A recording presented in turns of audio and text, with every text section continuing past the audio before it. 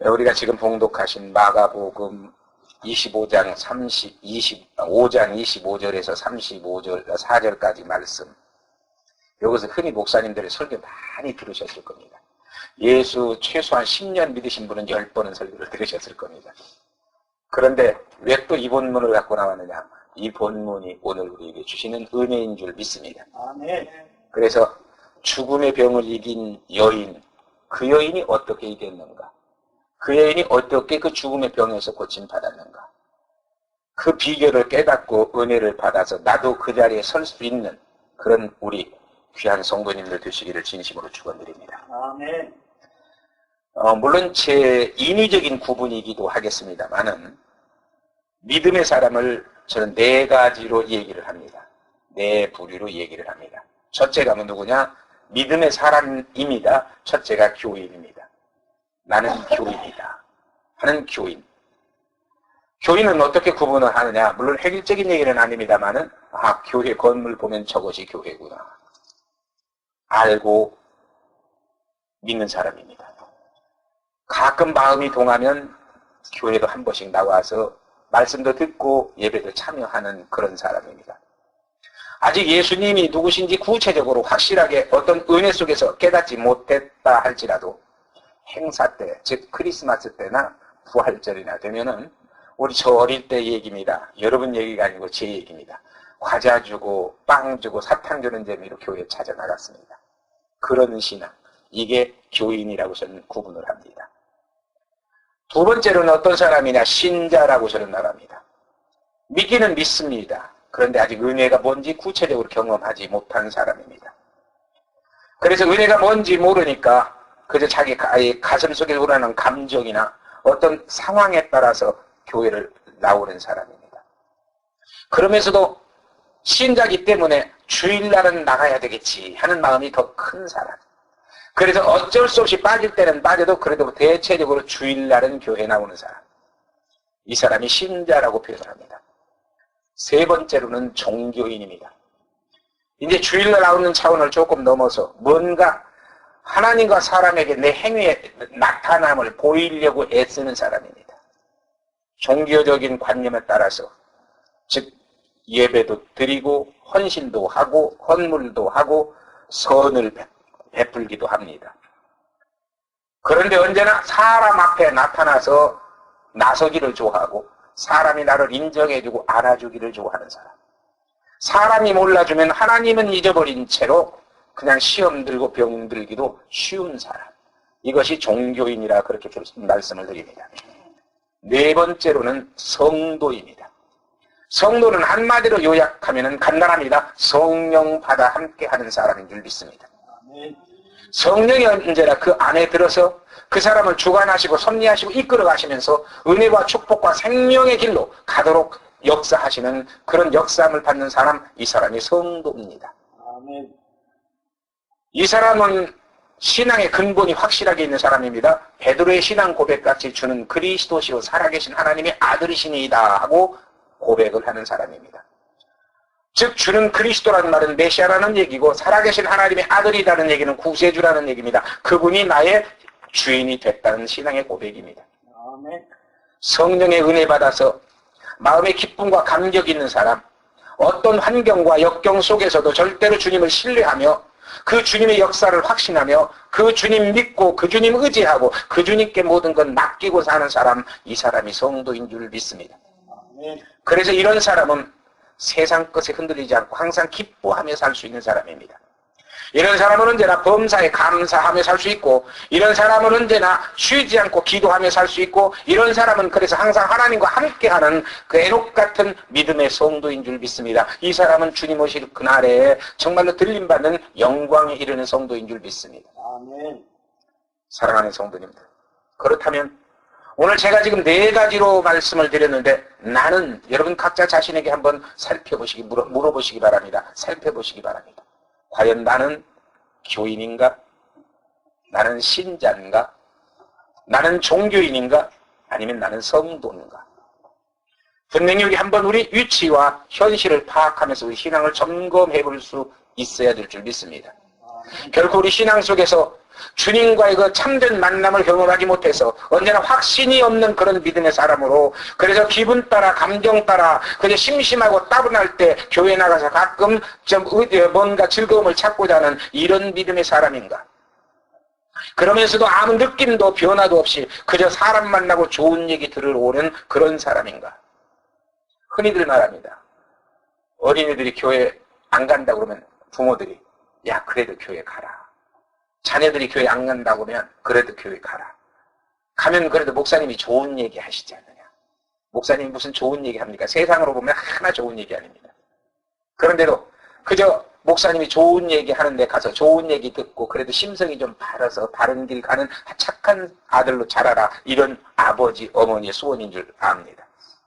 아니면 믿음은 가졌는데 때로 은혜는 받았는데 그것을 형식과 습관에 길들여진 채로 좋을 때는 열심도 냅니다. 하고 싶을 때는 헌신도 합니다. 마음이 내키면 사랑도 베풉니다. 그러나 항상 뭔가 보상을 요구합니다. 상대가 누구이든지 간에 뭔가 보상을 해서 내가 사랑을 베풀면 상대도 내게 사랑을 베풀기를 바라고, 내가 열심히 봉사하면 누군가 나를 알아주기를 바라고, 내가 열심히 헌신하면 누군가 나를 높여주기를 바랍니다. 그런데 그게 눈에 띄지 않고 내 직접 피부로와 닿지 않으면 그것이 마음이 상해집니다. 상처가 됩니다. 그런데 마음이 상해지고 상처가 되면 어떻게 합니까? 누가 알아주지 않는다고, 높여주지 않는다고, 마음이 상했다고 다투고 시험 들어서 다 포기해버리고 주저앉거나 아니면 뛰쳐나가서 주님 버리고 세상으로 가는 그런 흔들리는 믿음. 오늘 여기는 한 분도 안 계시는 줄 믿습니다. 아멘. 그러면 어떤 우리 신앙을 가져야 됩니까? 어느 날 믿어지지 않았던 말씀이 믿어지기 시작합니다. 의심됐던 말씀이 믿어지기 시작합니다. 그래서 믿어지기 시작하니까 이제는 기도가 나오기 시작합니다.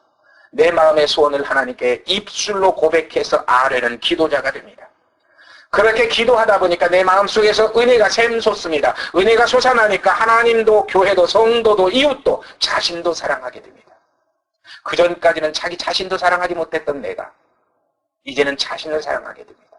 그전까지는 내 가족도 사랑하지 못했던 내가 이제는 가족을 사랑할 수 있게 됩니다.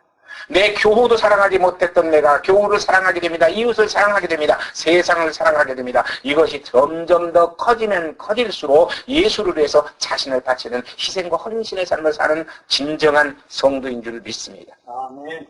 우리 성제복음 선교교회 성도인 여러분과 제가 정말 이런 은혜의 자리까지 가서 하나님의 영광을 누리는 귀한 성도 되시기를 진심으로 축원드립니다. 아멘. 그래서요, 우리 기독교는 저는 분명히 말씀드립니다. 세상 사람은 기독교를 4대 종교 중에 하나라고 말합니다. 우리 한국에서 그렇게 배웠죠? 기독교, 또 뭡니까? 불교, 유교, 또 하나가 뭐죠? 예? 예, 힌두교. 이렇게 아무튼 4가지 4대 종교 중에 하나로 말합니다. 얼른 보면 기독교를 상당히 높여주어서 4대 종교 속에 하나 끼워준 것 같은데 여러분 신앙의 입장에서 보면 사정없이 매도하는 얘기입니다. 기독교는 종교가 아닌 줄 믿습니다. 기독교는 구원의 신앙입니다. 아멘이십니까? 기독교는 생명의 종교입니다. 그냥 어떤 형식을 가져서 의식을 집행하는 그런 것으로 끝나는 기독교가 아니라는 얘기입니다. 구원의 생명을 얻어서 구원의 신앙을 가지고 천국에 가서 영화를 누리고 영생 복락을 누리고 영원히 하나님과 함께 사는 생명의 종교, 이것이 우리가 믿는 기독교라는 사실을 믿으시기를 주님의 이름으로 축원드립니다. 그러니 기독교인은 반드시 기필코 예수 그리스도를 만나야 됩니다. 여러분 오늘 하루 나와서 종교적인 의식을 가지고 마음을 가지고 예배드린 것으로 만족하지 말고 오늘 말씀으로 오신 주님 만나시기를 주님의 이름으로 축원드립니다. 오늘 성령으로 오신 주님 만나시기를 주님의 이름으로 축원드립니다. 그러면 내 안에 성령이 들어오시면 나를 지배하기 시작합니다. 그래서 은혜와 축복과 생명의 길로 인도하기 시작합니다.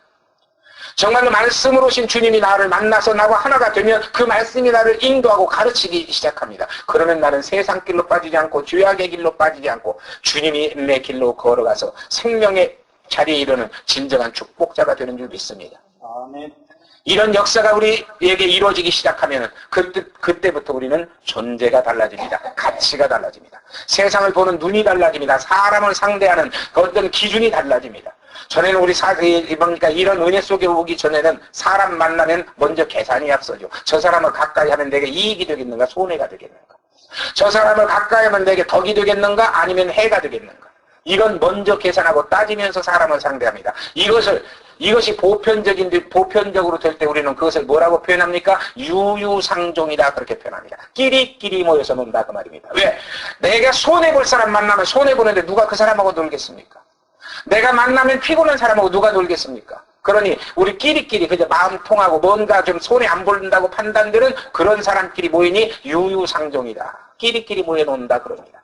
물론 우리는 모든 사람하고 다 같이 하나 될 수는 없습니다만은 참으로 중요한 것은 이제 내가 하나님의 이런 은혜를 받아서 성령의 사람이 되면 그때부터 사람을 육신적으로, 환경적으로, 조건적으로 보지 않고 영혼을 보는 줄 믿습니다.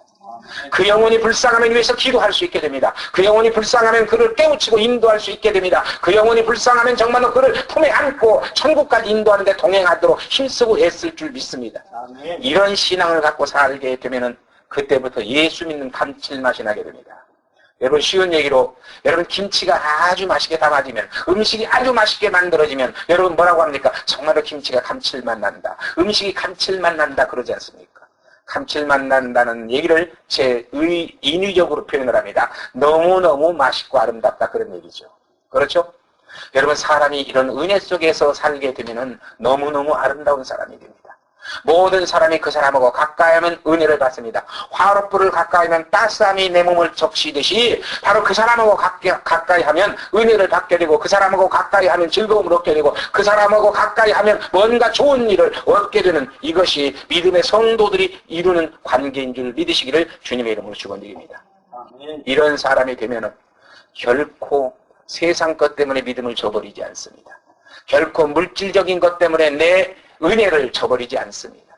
세상 것이 어떻든지 간에 그것이 뒤로 가고 먼저 하나님의 은혜를 사모하고 하나님이 원하는 길을 찾아서 하나님이 원하시는 일을 하면서 정말로 욕심 때문에 타락하지 않고 세상과 타협하지 않고 믿음을 굳게 지켜나가는 믿음의 승리자요 성공자 되는 줄 믿습니다. 예, 참 제가 하감용 목사님이라고 하는 목사님의 간증입니다.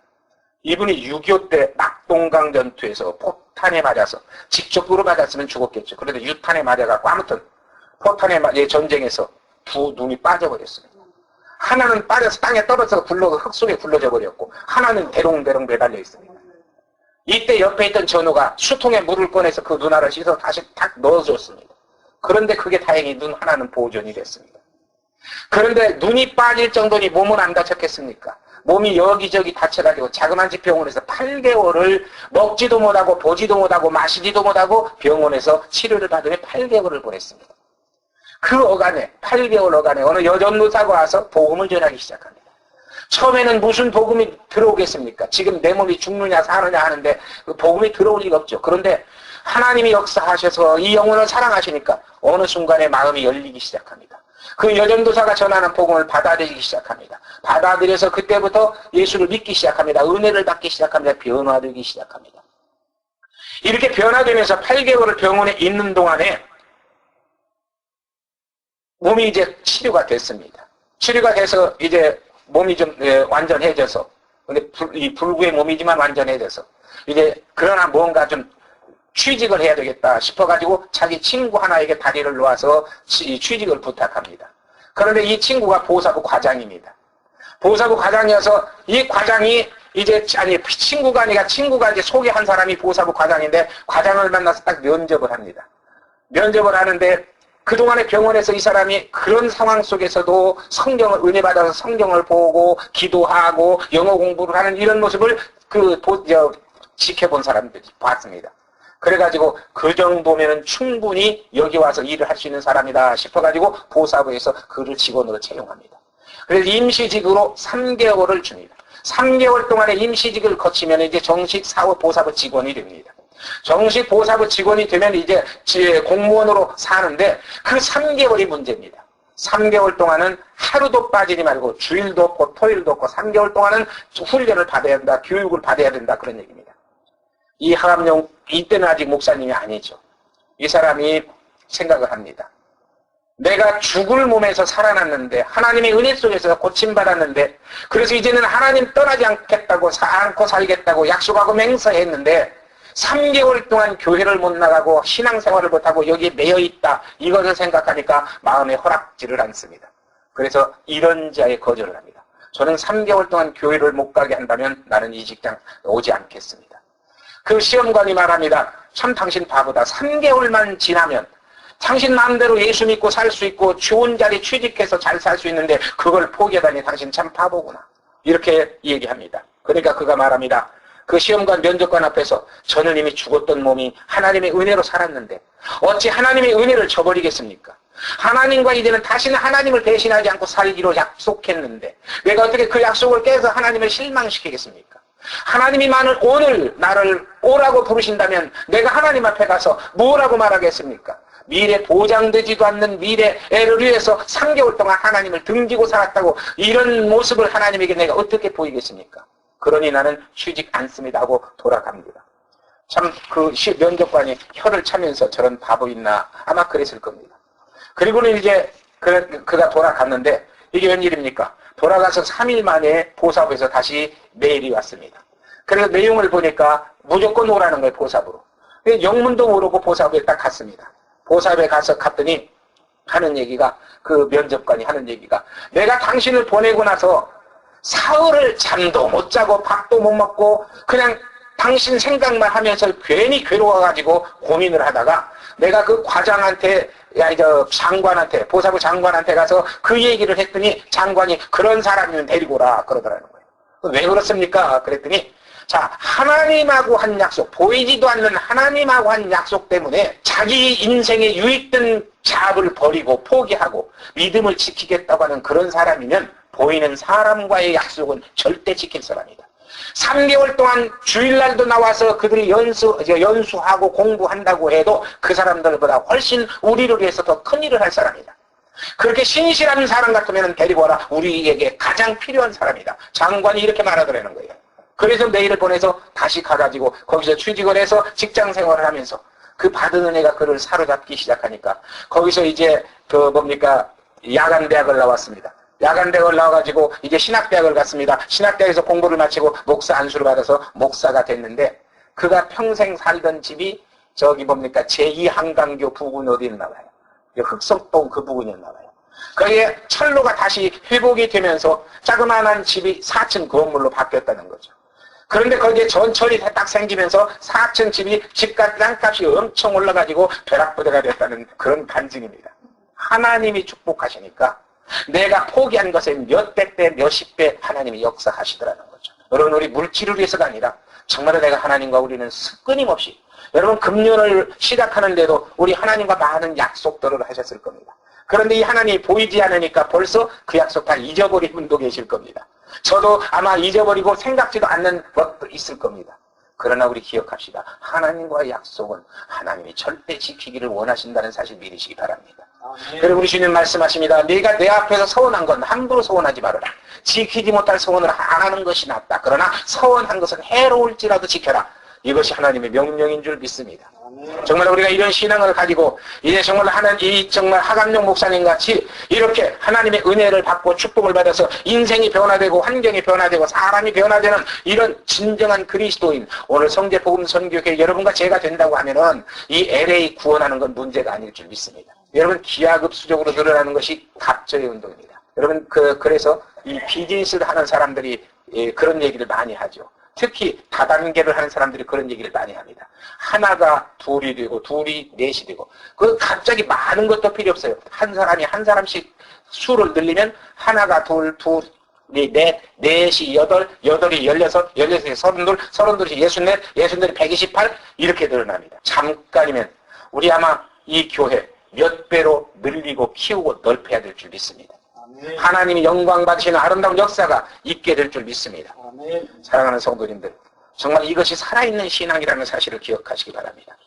이것이 하나님의 복을 받는 신앙이라고 하는 사실을 믿으시기 바랍니다. 아멘. 바로 내가 하나님을 가까이 할 때 하나님은 나를 가까이 하십니다. 내가 하나님을 위할 때 하나님도 나를 위하십니다. 내가 하나님의 일을 작든 크든 하나님의 일을 할 때 하나님은 내 일을 해주십니다.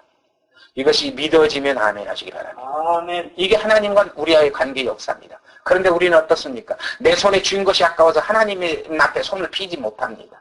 내 힘이 손해보는 것 같아서 하나님 앞에 쏟지를 못합니다. 그래서 하나님 일보다는 언제나 내 일을 더 먼저 우선시합니다. 중요하게 여깁니다. 그러나 진정 은혜 받은 진리를 깨달은 사람은 내 손 펴서 내 건 놓아버리고 하나님 것 붙잡은 것이 정말로 값지고 영광스러운 것인 줄 믿습니다.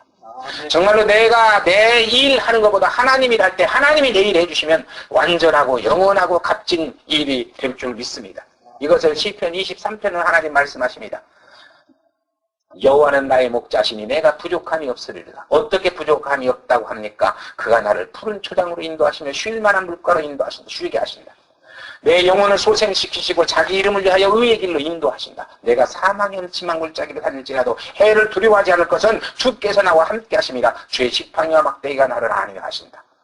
원수의 목전에서 내게 상을 베푸시고 기름으로 내 머리에 바르셨으니 내 잔이 넘치나이다. 내 평생에 여호와의 선하심과 인자하심이 정녕 나를 따르리니 내가 여호와의 집에 영원히 거하리로다. 이런 놀라운 하나님의 역사가 정말 우리에게 주는 축복의 역사인 줄 믿으시기를 주님의 이름으로 축원드립니다. 아멘. 그래서 오늘 죽음의 병을 이긴 이 여인의 다시 본문으로 돌아옵니다. 이 여인이 어떤 신앙이었습니까? 여러분 오늘 첫째 25절과 6절에 보면은 12해를 혈루증을 앓으면서 여인은 많은 의원에게 많은 괴로움을 받았고 있던 것도 다 허비하였으되 아무 효염이 없고 도리어 병만 중해졌다. 그렇게 증거하고 있습니다. 여러분 이 여인이 뭘 깨달았다는 얘기입니까? 자신의 병이 죽음의 병임을 알았다는 겁니다. 여러분 오늘날 예수 믿는 사람이 누굽니까? 자신의 무력함을 깨달은 자입니다. 그래서 내 힘으로는 도저히 구원의 반열에 들어갈 수 없구나. 내 힘으로는 구원의 역사를 이룰 수 없구나. 내 힘으로는 구원받을 수 없구나. 이것을 깨달은 자가 주님 앞에 나오는 줄 믿습니다. 여러분이 의식을 하셨건 안 하셨건 여기 나와서 이렇게 주님과 대면해서 주님의 은혜를 받고 사는 이 성도가 됐을 때 이미 여러분은 과거에 나의 무능함을 깨닫고 주님 앞에 나와서 구원받은 줄 믿습니다. 여러분 오늘날도 마찬가지입니다. 세상 사람들이 예수 믿으라고 하면요 아주 이런 자에 강하게 거부하는 사람들이 누굽니까? 뭔가 자기 힘으로 살 수 있다고 자신하는 사람입니다. 나는 내 지식으로 충분히 세상을 살 수 있다. 나는 내 힘, 체력으로 세상을 충분히 살 수 있다. 나는 내 지혜로 세상을 충분히 이길 수 있다. 믿고 자신하는 사람. 나는 내 물질만 가져도 내 평생에 살고 남는다. 이렇게 자신하는 사람. 예수 믿으라고 하면 너나 믿어 그럽니다. 그러면서 흔히들 그러죠. 예수 믿으니 차라리 내 주먹을 믿으라고 하는 사람이 있습니다. 여기도 혹시 과거에 그런 분 안 계신지 모르겠습니다만은 이게 뭡니까? 내 것으로 충분하다고 믿고 사는 사람입니다.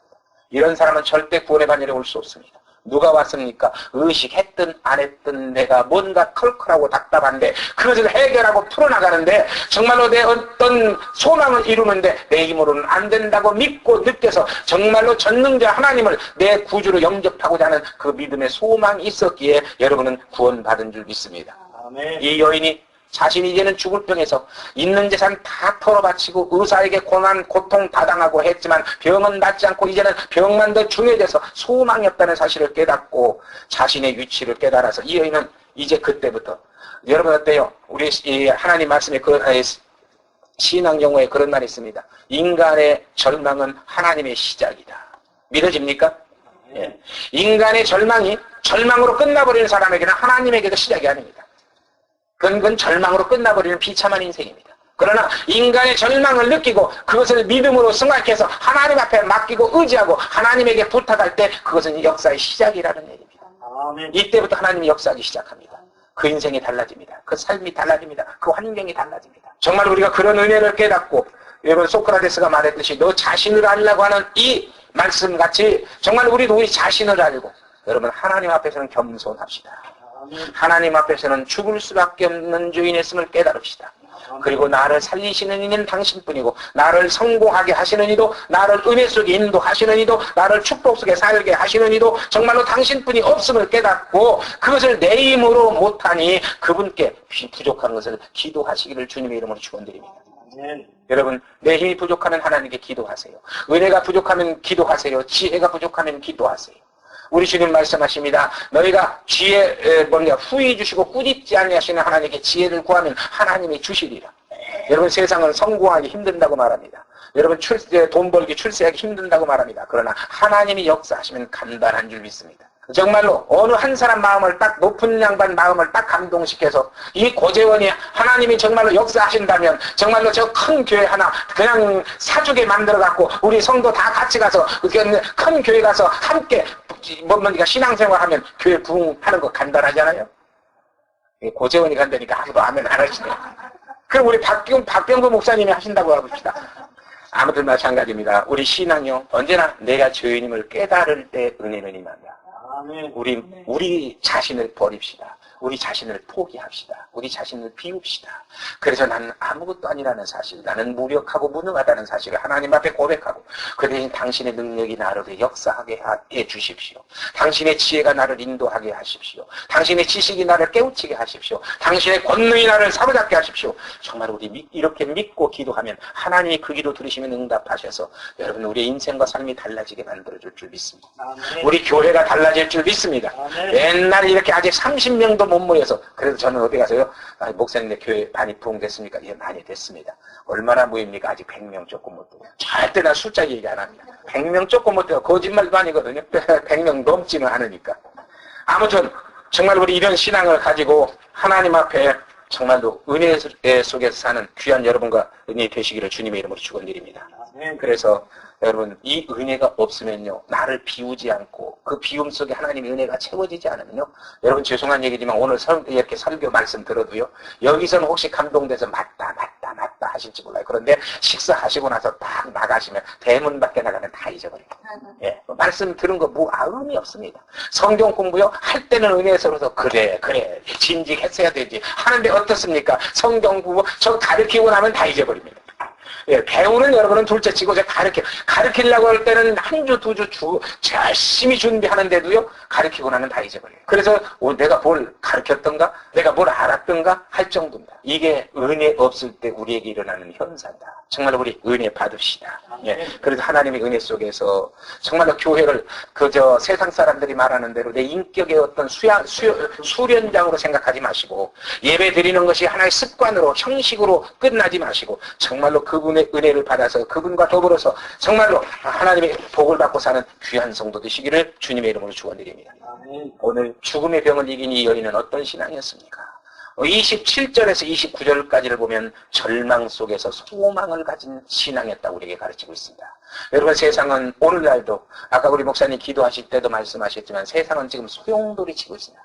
지구가 어느 한 곳 편한 곳이 없습니다. 눈 쏟아지지 않으면 비 쏟아지고 비 쏟아지지 않으면 바람이 쓸고 가고 바람이 쓸고 가지 않으면 뭡니까? 또 화산이 터져서 화산재가 덮고 그렇지 않으면 전쟁이 일어나고 그렇지 않으면 뭐 데모가 일어나고 그렇지 않으면 모든 것이 막 뒤집어지고 엎어져서 세상은 난리입니다. 이것을 우리는 어쩔 수 없는 자연현상이라고 믿을 수도 있습니다. 그러나 우리가 영적인 눈을 뜨고 보면 마지막을 향해 치닫아 가는 이 세상의 종말에 하나님의 역사인 줄 믿습니다.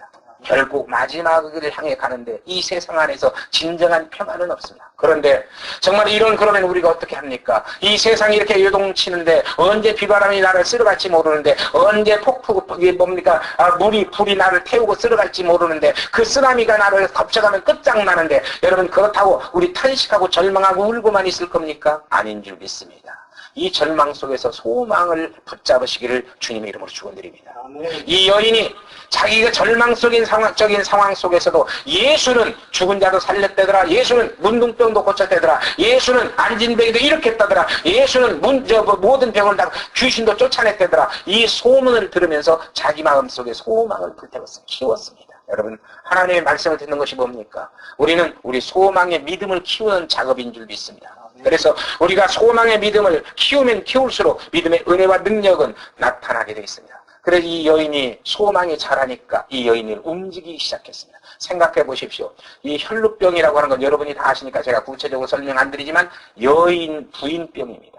하혈을 하는 병이야. 이 혈루병은 그저 앉으면 하혈이 쏟아져서 정말 어찌 주체를 못하는 그런 병입니다. 이것을 12년 동안 앓면서 얼마나 힘들고 어렵고 고통스러웠으면 병원마다 쫓아가면서 의사마다 만나서 그 돈 다 들여가면서 치료를 받는데 효과도 없었습니다. 절망적인 상황입니다. 그때 예수 소문 하나 듣고 예수 소문이 자기 마음을 끌어가기 시작한다.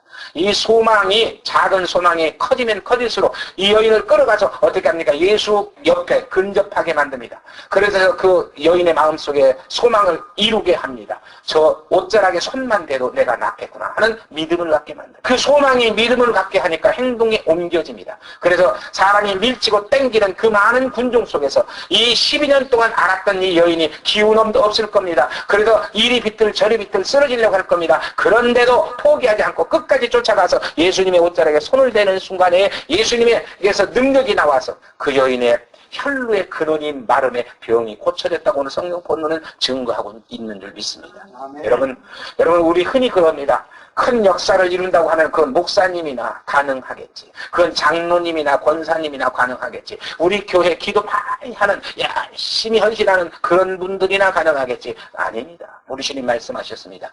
겨자씨만한 믿음만 있어도 그 겨자씨가 싹이 나서 자라서 나무가 돼서 새가 깃들고 정말 열매를 맺는다고 말씀하고 있습니다. 여러분 우리 믿음 작은 것 조금 더 두려워 걱정하지 마십시다. 소망만 붙잡으면 그 믿음은 커나갈 줄 믿습니다. 아멘. 그 믿음은 열매 맺을 줄 믿습니다. 아멘. 그 열매가 우리 인생과 삶과 영혼의 은혜고 축복이고 영광인 줄 믿습니다. 아멘. 그러므로 여러분 정말로 우리를 아프게 하는 것이 뭡니까? 우리를 슬프게 하는 것이 뭡니까? 그것이 무엇이든지 간에 그것 때문에 주저앉지 마시고 포기하지 마시고 정말 오늘 이 말씀 속에서 예수를 붙들고 그분에게 소망을 두고 그 작은 소망이 커지도록 우리 믿음을 키워나가는 그런 여러분과 제가 될 때 우리는 승리할 줄 믿습니다. 그래서 정말로 그렇다고 또 하나 믿음 작아도 되는구나. 그러니 굳이 키울 필요 없구나. 이러지는 마세요. 일부러 키울 필요 없구나 하는 건 믿음이 아닙니다. 작은 믿음도 아니에요. 그러니 믿음 이왕이면 큰 믿음은 큰 역사를 이루는 줄 믿습니다. 그러니 믿음은 키우면 키울수록 좋습니다. 그러나 안 큰 걸 너무 걱정하지 마시고 내 작은 믿음이라도 활용해서 내 마음의 소망을 불릴듯 일으켜서 하나님의 영광 이루는 그런 귀한 성도 되시기를 진심으로 축원드립니다. 그래서 여러분 베드로전서 1장을 보면요. 그렇게 말하고 있습니다. 찬송하리로다. 우리 주 예수 그리스도의 아버지 하나님이 그 많으신 긍휼대로 예수 그리스도를 죽은 자 가운데서 부활하심으로 말미암아 우리를 거듭나게 하사 산 소망이 있게 하시며 썩지 않고 더럽지 않고 쇠하지 아니하는 기업을 있게 하시나니 곧 너희를 위하여 하늘에 간직하신 것이라. 너희가 말세에 나타나기로 예비하신 구원을 얻기 위하여 믿음으로 말미암아 하나님의 능력으로 보호하심을 입었나니 그러므로 너희가 이제 여러 가지 시험을 인하여 잠깐 근심하게 되지 않을 수 없었으나 오히려 크게 기뻐하도다. 너희 믿음의 시련이 불로 연단하여도 없어질 금보다 더 귀하여 예수 그리스도에 나타나실 때에 칭찬과 영광과 존귀를 얻게 하려 함이라. 예수를 너희가 보지 못하였으나 사랑하는 너가 이제도 보지 못하나 믿고 말할 수 없는 영광스러운 즐거움으로 기뻐하니 믿음의 결국은 곧 영혼의 구원 받으리라고 증거한 줄 믿습니다. 아멘. 정말로 그러면서 21절엔 말합니다. 그 소망이 하나님에게 있다고 우리에게 가르칩니다. 여러분 세상 것에 소망 두지 마시고 정말 하나님에게 소망 둬서 하나님이 여러분을 이끌어서 은혜와 영광과 축복의 길로 가게 하는 아름다운 성도 되시기를 주님의 이름으로 축원드립니다. 마지막으로 세 번째, 죽을 병을 이긴 이 여인의 믿음이 어떤 믿음이었습니까? 오늘 보면 30절이야 34절 마지막 절까지 보면은 받은 은혜의 역사를 증거하는 여인이었다는 사실을 우리에게 가르칩니다. 한 여인이 아무도 몰래 살짝, 이게 지금 여인의 모습입니다. 그 사람 밀치고 땡기는 속에서 아무도 몰래 살짝 가서 옷에 손만 대면 나는 나을 것이다 하는 이런 계산을 가지고 이제 예수님이 옷자락을 만졌는데 자기 몸에서 능력이 나갔다는 사실을 주님은 깨닫고 누가 내 옷에 손을 댔냐고 묻습니다. 제자들이 말합니다. 아니 선생님, 여기다 좀 제 의견을 곁들여서 말하면 선생님, 별걸 다 걱정하시니 딱 묻습니다. 지금 이렇게 많은 사람이 밀치고 땡기면서 이 사람도 닿고 저 사람도 닿는데 누가 내 옷에 손 댔느냐고 물으면 그 사람이 한 사람 두 사람입니까? 어서 그냥 가십시다. 이런 얘기입니다. 그런데 주님은 그 여인이 보고 싶어서, 그 사람이 보고 싶어서 뒤를 돌아봤다. 이 여인이 그 뒤돌아보는 예수님을 보는 그 순간에 이제는 숨길 수 없구나 생각하고 마치 남의 능력을 도둑질에다가 내 병을 고친 것 같은 이런 죄책감 속에서 두렵고 떨림으로 예수 앞에 엎드려서 사실을 고백했다고 오늘 본문은 증거한다. 그렇게 두렵게 떨림 속에서 고백했더니 예수님은 34절에 뭐라고 말씀하십니까? 따라 내 믿음이 너를 구원했으니 평안히 가라. 내 병에서 놓여나 건강할지어다. 아멘. 이것이 우리 주님의 마지막 선포인 줄 믿습니다. 사랑하는 성도님들, 하나님의 역사는 정말로 믿음이 크든 적든 있기만 하면 믿음의 역사로 이루어진다는 사실을 믿고, 우리 여러분이 지금 가진 믿음 잃지 마시고 굳건하게 붙잡고 승리하는 그런 여러분과 제가 될 수 있기를 주님의 이름으로 축원드립니다. 아멘. 여러분, 우리가 지금 그런데 문제가 하나 있습니다. 그것은 뭡니까? 믿음이 없어서 아무런 하나님의 역사도 받지 못하고 누리지 못하고 사는 것도 문제입니다만은, 또 하나 문제는 뭡니까? 하나님의 구원의 역사를 두려움 때문에, 의심 때문에 증거하지 못하는 것 또한 문제입니다. 문제를 해결받았습니다. 그런데 그 문제 또 터지면, 사람들이 내가 해결받았다고 간증했는데 또 터지면 이건 내가 무슨 망신이냐 생각하면 간증 못하게. 병을 고침받았습니다.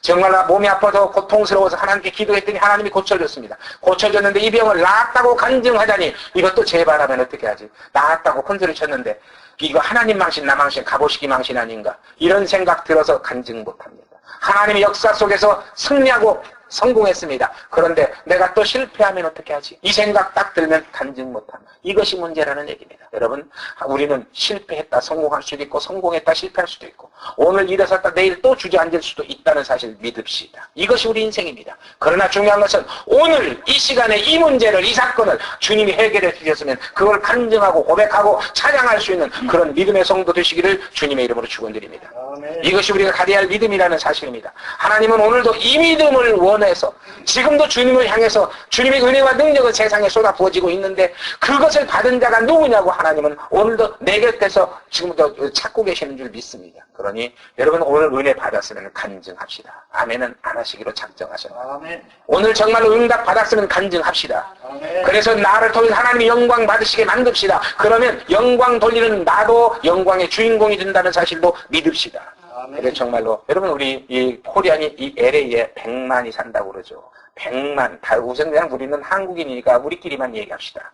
100만의 크리스찬 중에 오늘도 주님은 오셔서 누가 내 몸에 손을 내어서, 누가 내 능력을 가져가서, 누가 인생 문제를 해결받고, 누가 인생의 질병을 고침받고, 누가 정말로 내 영광을 누리느냐 한번 나타나 봐라 하고 지금 오늘 묻고 계신다면, 여러분 1차적으로 우리 성제복음 선교교회 여러분과 제가 접니다 하고 주님 앞에 고백할 수 있는 그런 우리가 될 수 있기를 주님의 이름으로 축원드립니다. 아멘. 여러분, 교회는 정말로 구경 삼아 나오는 것이 아니라는 사실입니다. 사람 보러 나오는 것도 아니고, 심심해서 아니면 안 나와서 예배 안 드리면 하나님이 벌 줄까 봐서 마지 못해서 나오는 그런 것도 아니라는 얘기입니다.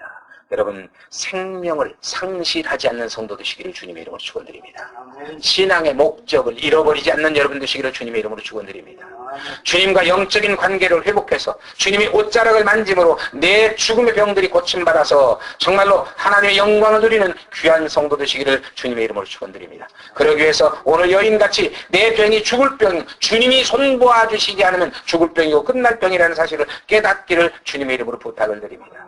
정말로 내 안에 일어나는 작은 소망을 정말로 묵살하지 마시고 그것을 받아들여서 키워서 믿음의 역사를 이루게 하는 그런 여러분 되시기를 주님의 이름으로 축원드립니다.